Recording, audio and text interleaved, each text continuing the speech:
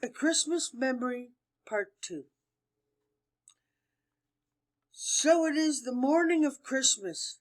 Johnny and I wake up very early. We begin to poke and shift our presents.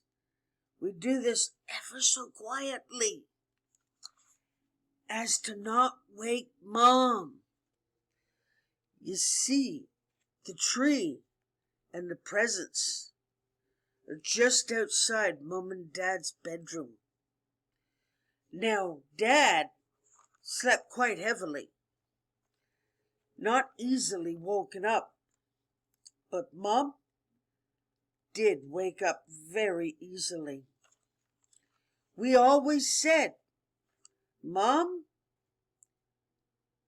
could be fast asleep and still hear and wake up at the sound of a pin drop. So we would soon hear Mom, "Johnny and Anita, go back to bed. It's not time to get up." So we would. All too soon, we were up again, poking and shifting our presents, all to hear Mom's voice ring out, "Johnny and Anita, I told yous to go back to bed." So we would. Then we could almost see. For we lived in the country, and the night was very black. You couldn't see.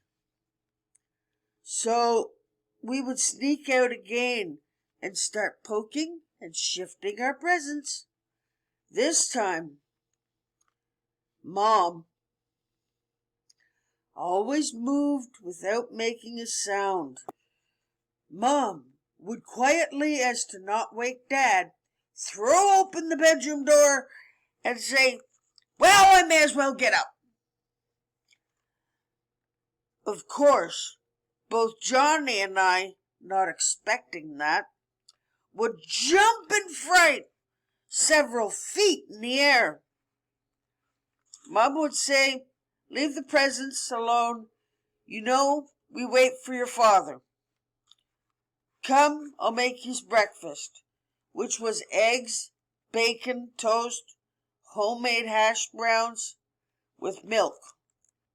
Mom would put on the cartoons for us, for as if we did, Johnny and I, would not agree on what to watch. We would eat breakfast and then straight into the bath, so we could put on our new Christmas outfits. And we all along were hoping Dad would wake soon enough to open the presents. Nope.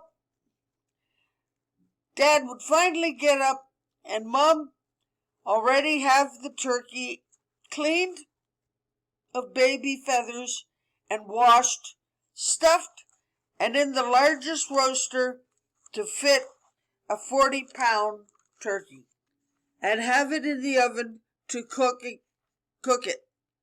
When Dad would get up, clean up, get dressed, sit and have a cup of tea, that was Mom's cue. She would come into the living room, shut off the TV, then the stove, and get Johnny and I started to get dressed and go. We always with a little bickering, a little hustle, a little grumble. Once ready, we got into Dad's station wagon and we went up to church. This was the time of year our church, the Lady of our Visitation, was in full splendor. The church had all the domed vaulted paintings with gold cleaned and washed, with green garlands and red poinsettias, flowers up and down the columns, each pew a row of chairs decked out with white boughs and Christmas red berries. They were not real, but they were beautiful. Off to the far side, the biggest fully decorated Christmas tree, a 15-foot Christmas tree, with little tiny bags hung on the tree, blue and pink. That was for later. We would slowly walk, trying to see it all, but there was so much to see, and we didn't run into church. We sat in the service singing and worshiping God and baby Jesus, as I would say, for it was his birthday. After service, we would hurry up to say hi to the Father, who in our church was the pastor, and he would hand us a little gift bag, Johnny a blue one and me a pink one.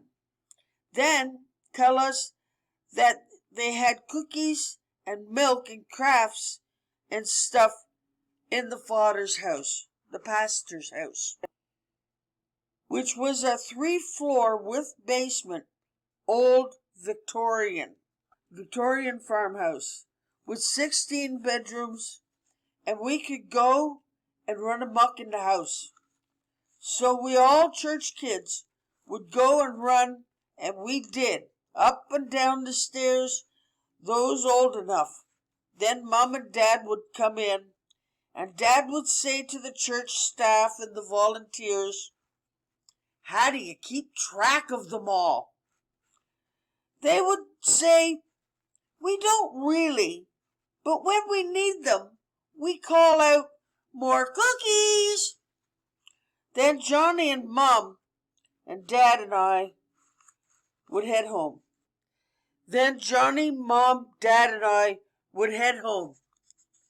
To be continued.